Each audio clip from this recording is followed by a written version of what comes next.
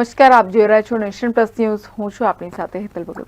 કલકત્તાની ઘટનાને લઈને આમોદના તબીબોએ દવાખાના બંધ રાખી ઇન્ચાર્જ મામલતદારને આવેદનપત્ર પાઠવી રજૂઆત કરી હતી.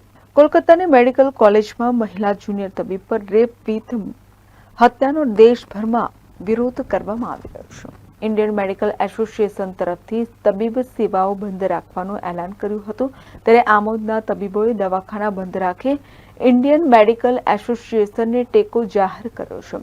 આમોદ મેડિકલ અને પેરા મેડિકલ એસોસિએશન દ્વારા ઇન્ચાર્જ મામલતદારનું મુનાફ પટેલને આવેદનપત્ર આપી રજૂઆત કરવામાં આવી હતી, જેમાં એસોસિએશનના પ્રમુખ ડોક્ટર જે.એસ. બુખારી, સેક્રેટરી દેવેન્દ્રભાઈ શાહ સહિતના તબીબો જોડાયા હતા. તબીબોએ દોષિતો સામે કડક કાર્યવાહી કરવા માંગ કરી હતી. પેરામેડિકલ એસોસિએશન આમોદ જે આજે રોજ ઇન્ડિયન મેડિકલ એસોસિએશને જે ભારત બંધનું એલાન આપ્યું છે, એ ભારત બંધનું એલાન જે કલકત્તાની અંદર જે સ્ત્રી ડૉક્ટર પર જે ગેંગરેપ થયો અને એની હત્યા થઈ, એના અનુસંધાને અમે બધા આમોદ મેડિકલ પેરામેડિકલ એસોસિએશન સંપૂર્ણ ટેકો જાહેર કરીએ છીએ. અને જે કંઈ વ્યક્તિ એમાં જોડાયેલા હોય, જે ગેંગરેપ થવામાં જે અને એનું મર્ડર કર્યું છે, તેમને કડકમાં કડક સજા થાય એવી અમારી સૌની એસોસિએશન વતી માંગ છે બધાની.